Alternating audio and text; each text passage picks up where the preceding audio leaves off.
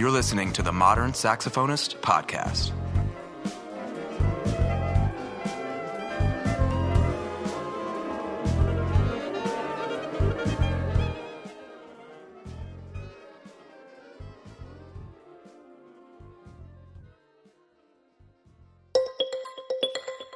Welcome back to the Modern Saxophonist Podcast. I'm your host, Mark MacArthur, and this is part 2 of my conversation with Dr. Henning Schroeder. Enjoy.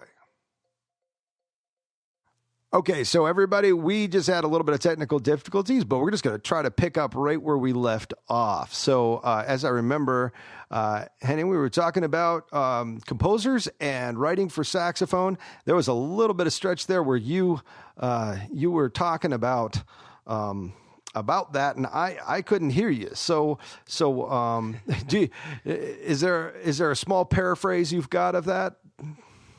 Yeah, well, I was basically saying that it's, looking at the past, let's say 20, 30 years, the saxophone repertoire has basically exploded. So much great repertoire has been added, and I think part of it is due to the fact that we're in this symbiotic relationship with composers where they need people to play their music and we need music to play. And we know that about each other now, and so that's kind of good. And the conferences, they certainly help in promoting that kind of relationship, and so it's an exciting time, I think, for saxophonists out there. I think it is too. Do you maintain on that level? I don't know how much of a connection you have back in Germany. Do you have some composers you're working with from Germany? I do. Yes, I'm still in touch with my friends from the University of Arts in Berlin. There's and they have a quartet, and so we have an exchange of pieces that both with the Obsidian Quartet we used to play, and hopefully also with Capital. I might be sharing some of that music. So that's the Clair Obscura Saxophone Quartet in Berlin, and they are very active both as arrangers but also in bringing in composers to write for them. And then there's another nice little connection that I have. We had a kind of a conference in Berlin that must have been maybe 15 years ago or so. That was a European saxophone ensemble meeting or conference, like a 2-day event or so in Berlin. And we got to meet the saxophone studio from the Royal Northern College of Music in Manchester. And Andy Scott is the teacher there, and he is both a composer, but he's also the tenor player of the Apollo Saxophone Quartet. And he has put out some great music, and I've played some of his stuff. I'm going to in a couple of weeks here at the regional conference in at the NASA conference here, Region 5. I'm going to play one of his pieces, and a friend of mine, Christoph Enzel, who is in that other quartet in Berlin, he wrote a piece for solo. It could be solo alto or solo bari sax, and I just decided to do that on bari. Mm-hmm. And I'm writing a piece on my own to squeeze in the middle of those two that I'm working on right now. So yeah, I still have some connections. There's a composer I've done. I've collaborated with too. It's funny because the two of us go way back. We used to be studying with the same teacher before I went to college. I was studying with a teacher called Hermann Cordes, and he taught in Bremen and Hanover, and he was my professor for some years before I transferred over to Berlin. And Christian Biegai and I were in a quartet together, and Christian is now a composer. He's a film composer, and but also still a saxophonist. And he's written a few things for quartet, but also a few things for smaller ensembles, like 2 soprano saxophones. And he wrote a piece for my wife and me that's for soprano saxophone, piano, and tape. And so there, I still have some connections in Germany that I'd like to maintain. Well, yeah, I think it's and as you can tell, my curiosity is that it's I think it's first and foremost when you study music, it's kind of interesting. We get around. We start off and we hear what's around us, but then we start hearing sounds from different areas of the world, and then we start wondering, how does that come about? And, what's that scene like? And every single time I am taking full opportunity here to ask some questions, because I think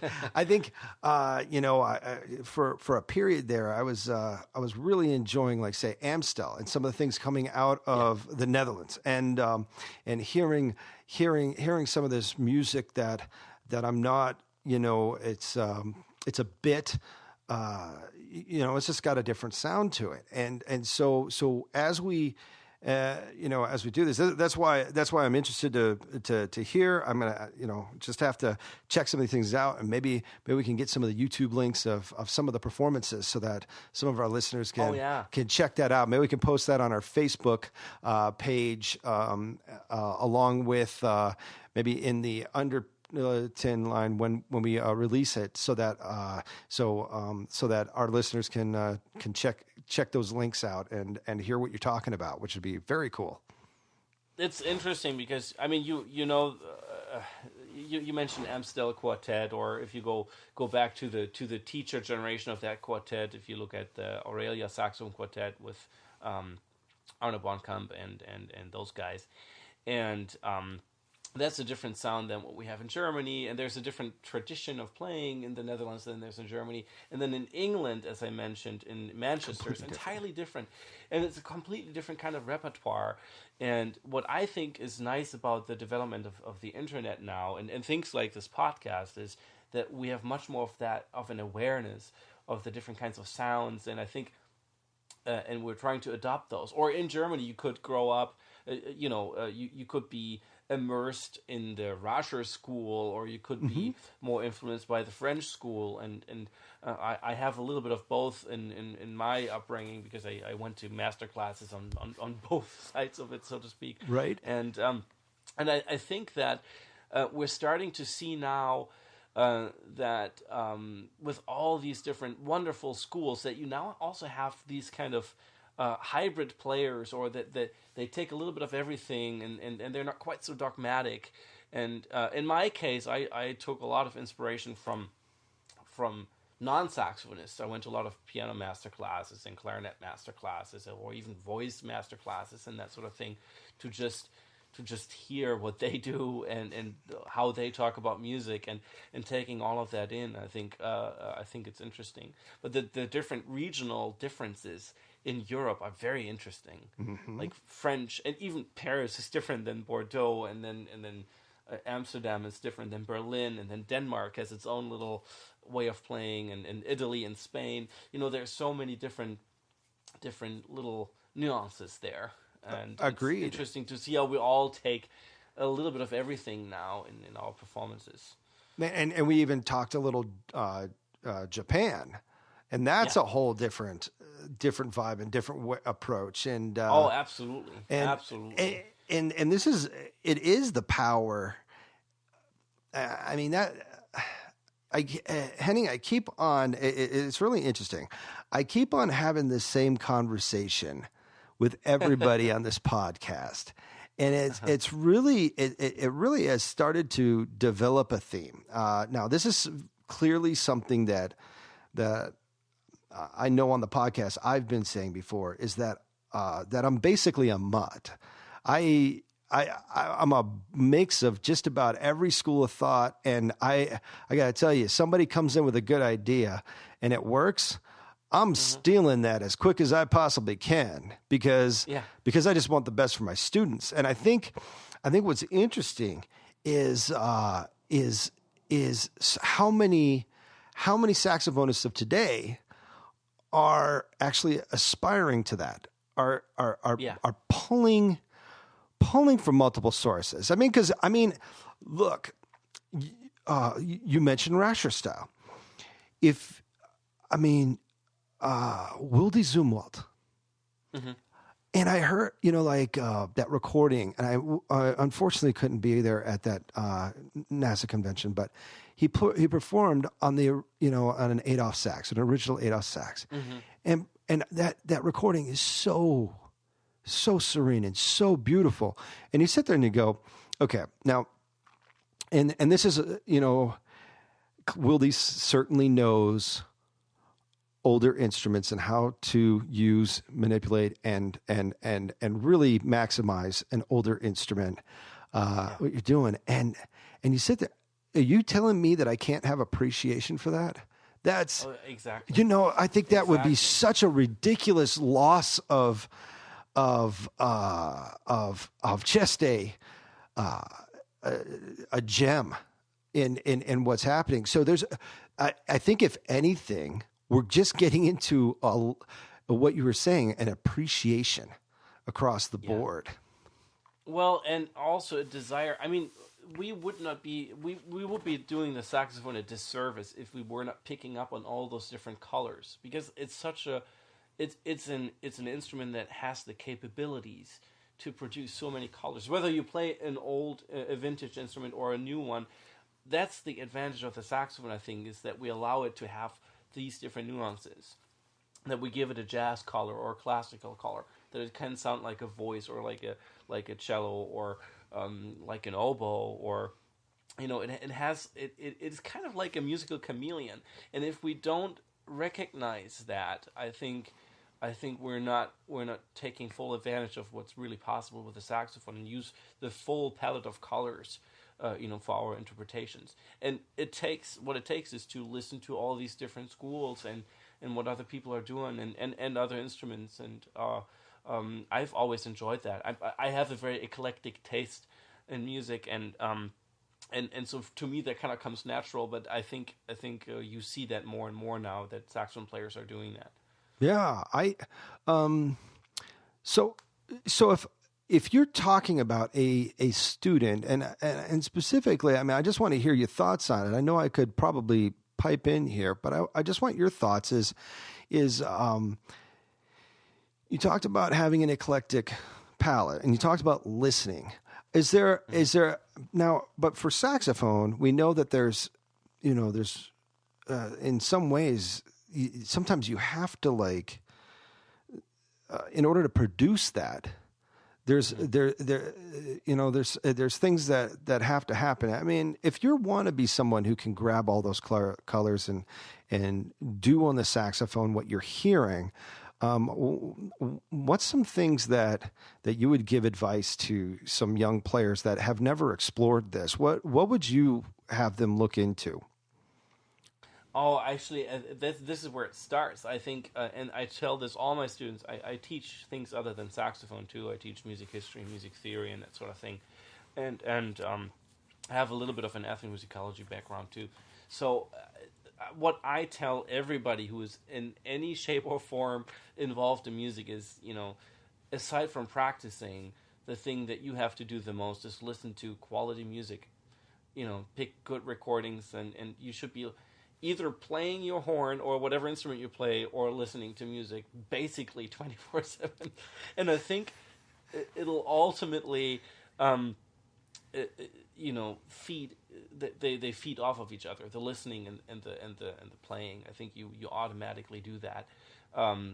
You influence what you hear, influences how you play, and that's why you can't just listen to one saxophone player all the time. You can't. You have to evolve from that somehow, I think. So listening, I think, is really, really important. And sometimes you may not know that you're doing the things that you hear. You might sometimes realize that years later that, oh yeah, I guess I play that way because I've always been listening to such and such, or it doesn't have to be. You don't have to plan it that way. I think if you're just genuinely interested in a lot of music, and if you listen to a lot of music, it'll automatically influence your playing. Yeah, that's so good.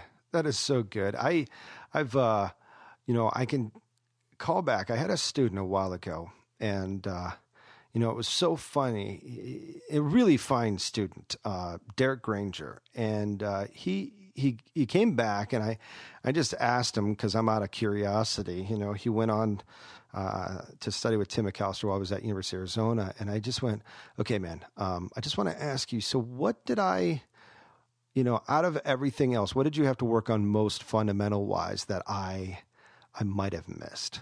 I was just interested, he's thoughtful enough to know, and he goes, you know what? Vibrato. Oh. And I went, why is that? And he told me the processes that he was doing, and I wasn't catching, and I thought about it, and we had an interesting conversation, and it ended up being the fact that I think if there's anything that's come natural to me more than anything else is vibrato.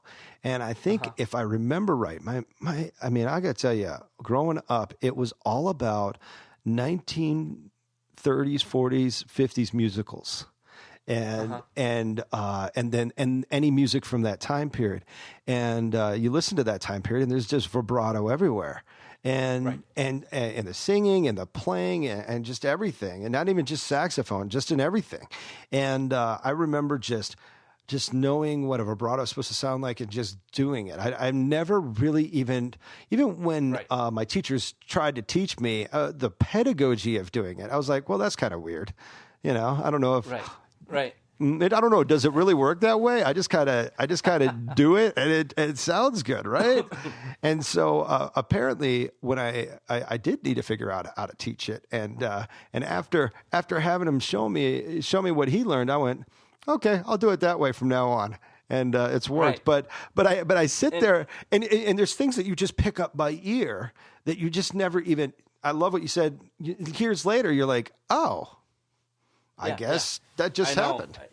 It has to go over the ear, and I think, and then there's always areas that you have to explain somehow. But what I would found interesting now is, has that insight changed the way you use vibrato? Do we have maybe now a greater variety of vibrato because you have another approach that you didn't do before, or do you have more of an awareness of what you do, or is it just? Do you just use it as a tool to teach it? I have got to admit, complete and full-heartedly, I was not nearly as thoughtful as I should have been about my vibrato. And now I have been very intense in all of my playing to try and get as many vibrato colors and using widths and different frequencies of different shades and like vibrato within the tone, and then vibrato being the biggest part of the tone. And I think as you explore that, all of a sudden, quite a few things started coming to light. And so as I'm teaching it, now I have to be more extreme with some of my approaches to it. It's funny to listen to my students start to react to it in a different way. And I think, and today's music just doesn't use vibrato that much. If you listen to pop, you listen to, it's just and even in saxophone playing, it tends to be more selective and with a greater variety than it used to be in the 1930s. If you listen to Marcel Muriel, it's just the same kind of vibrato throughout. Right. But isn't this interesting though, that that's what I love about my job, is that teaching is as much a part of it as performing is, because you are giving something to your students, but as in this case, they're giving something back to you too, and it's just all the different areas inform each other.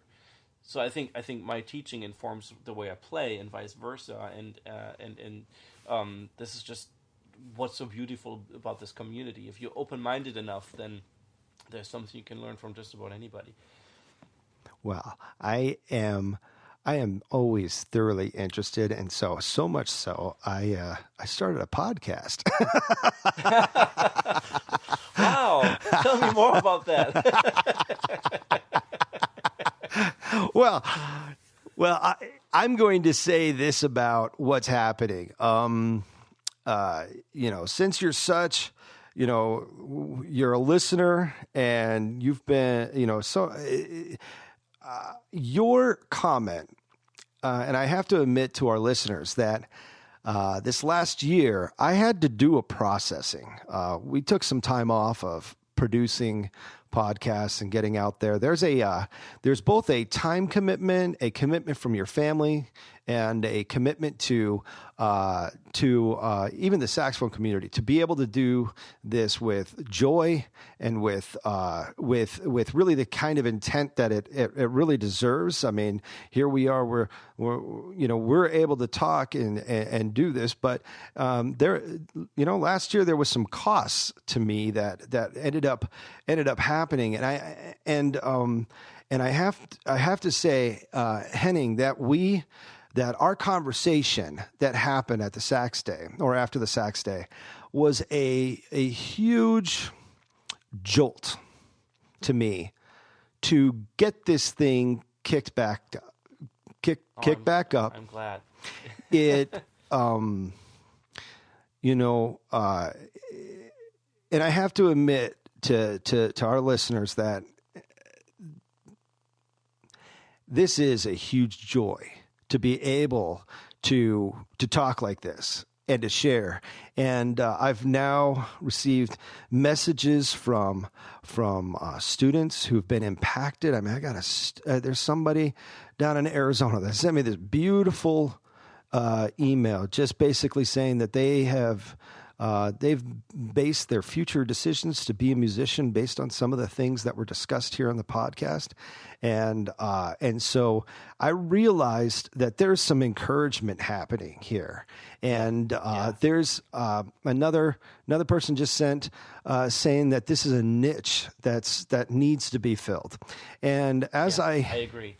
And as I'm sitting here and again, I keep saying it, but we're Las Vegas. We're a little island. There's stuff going on, but it's like we don't just get to pop in like you guys in the Midwest and just like roll over 30 minutes later. You got 3 universities you strolled across, and you guys get to share some ideas and whatnot. We're kind of on our own out here and trying to do our thing. But you know what, Mark? You know what? Whether that actually always happens is another question too, right? I mean, just because you have that close proximity doesn't mean that there's an exchange going on. I might be hearing about stuff happening next door through the podcast. I might be learning about people much closer to me than they're to you because I'm listening to your podcast. So it's really kind of interesting. And you know what? The other thing, you're now talking about emails that you're getting. I'm sure as this thing is developing, you're getting listener questions that you might address in your podcast. And, thinking of some of the other podcasts that I hear that are not music related, but what they sometimes do is they go to these conferences and they have a panel and they take questions from the audience and they have like a live broadcast and stuff like that. There's so much you can do with it. And I think as people are discovering this, this will become a big part of what we do. I think I kind of see it that way, and so that you started that, I think it came at the right moment, and I think I sent an email to you saying that you may not realize that you might have a bigger audience already than you think. Yeah, I mean, look, we look at I look at some of the numbers, and I'm not so sure right now. We may have just an enormous audience out there, and some of what we're experiencing right now is I want to say is that there's lots of Nevadans listening now, and part of my goal was to bring the world to Nevada. And do it now. But I also did a count. Henning, do you know that there have been 52 different countries that have listened to this podcast? Yeah, wow. Yeah. I mean, now with social media and everything, it can spread so fast, But at the same time, it's kind of interesting. It's the only saxophone-related podcast that I know of. In a way, it's almost surprising that nobody else is doing it. And so, Well, I was just so enthralled by my brother-in-law. He is an avid podcaster. He's got a few different ones. One's called Vote Wasted. Another one, he did the Teal Tinted Glasses podcast for the San Jose Sharks. That one's not happening anymore. But now he's got I Heart Geek podcast. This guy just loves podcasting, and I've been I've been on a few of his podcasts and some other things. And so I got exposed to it. And I was sitting there going, you know what? I bet the saxophone community would like this. Now, finding out what the tastes and flavors of, what people in the saxophone community like, it's very hard, because anytime I've gone to a NASA conference or whatever, trying to gauge people's what they like and what they don't, it's sometimes a little bit tough unless you really get to know them, because in some ways we're just it's just a bunch of saxophonists hanging around, and so it's not really a true situation, because when we talk about a podcast, we're talking about what people choose to listen to,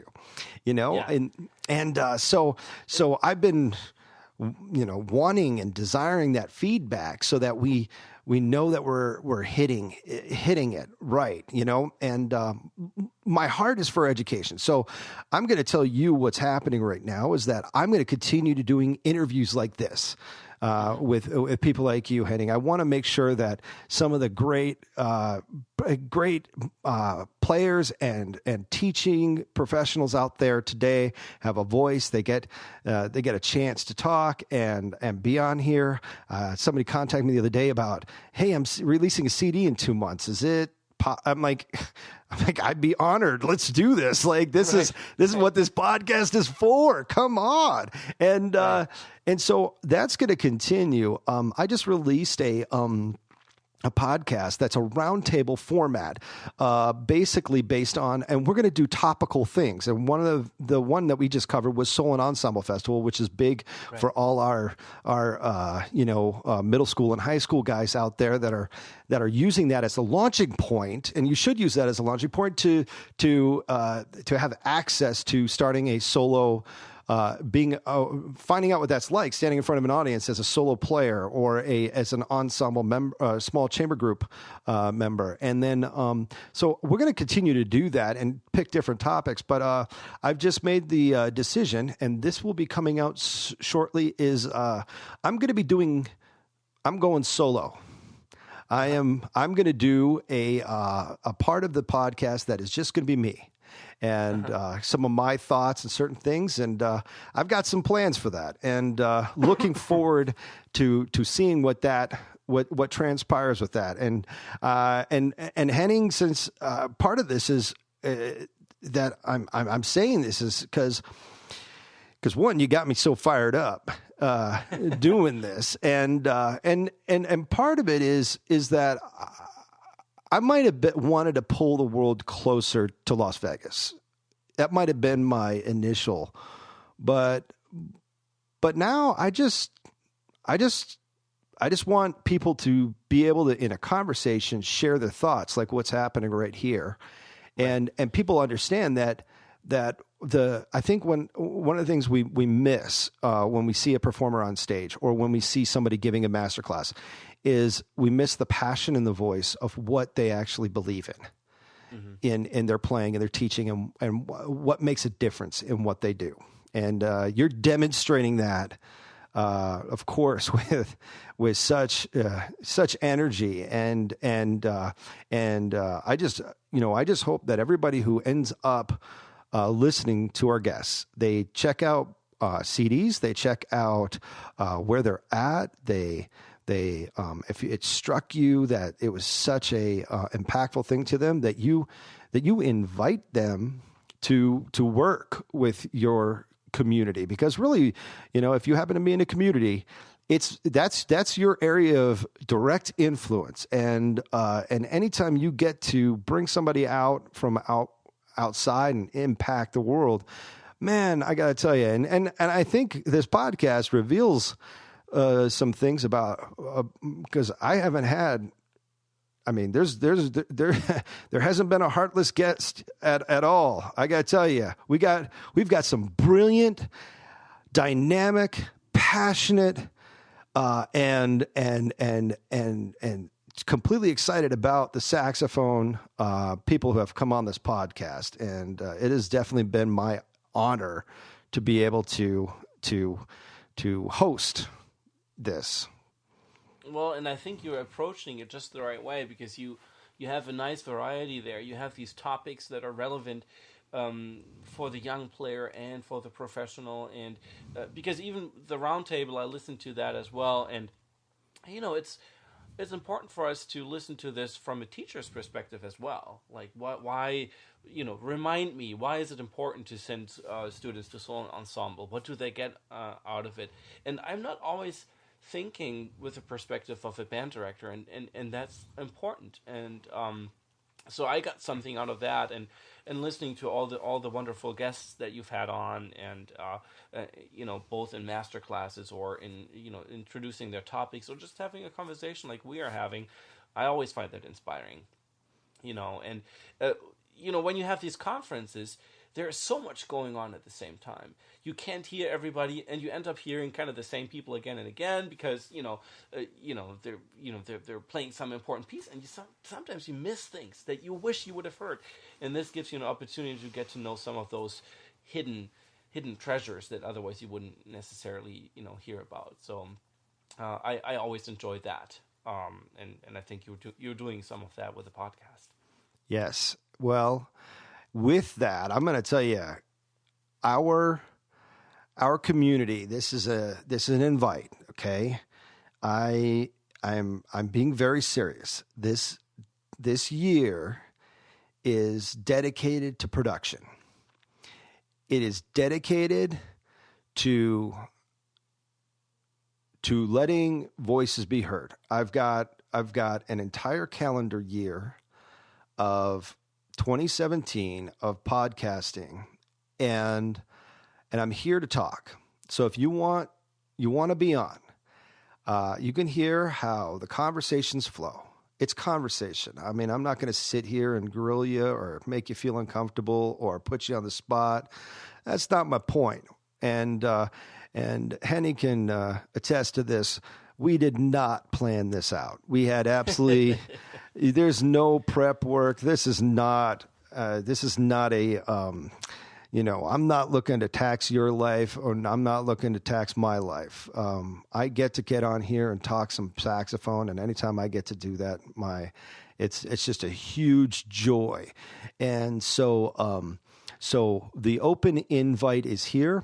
If you have a topic and you want to come on, you've got something that's impactful that you need to hear. You've got a great story you want to share. Shoot me an email, themodernsaxophonist@gmail.com. If you happen to be a student and have an idea, I'm open ears. Students, I don't know if you realize, but you have way more power than you know. And your desires and what you want to hear and what you want to learn about, you can absolutely shape your education. And so if you do have something that you are passionate about, you want to hear, or you want to hear from some person that I haven't contacted yet, I have to be honest, I'm a relational person. When I have somebody on, it's most likely because we made a connection somehow. And so in a lot of ways, I'm not really just reaching out to every single, famous person out there. That's not my role. I actually have been doing classical saxophone famous. Okay. So, but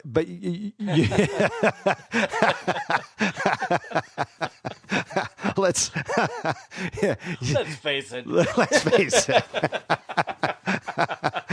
I got hey, classical saxophonist. If you've got a social media following of over 1,000, you're doing good. But you know what? But that's what's so beautiful about it. It is. Nobody's playing the saxophone to get famous, Right. and nobody is doing it to get any money. So that's why we're such a passionate bunch. Obviously, those are not the reasons. Yeah. So it's not very superficial. Henning, at first, it might have been the girls, I got to tell you.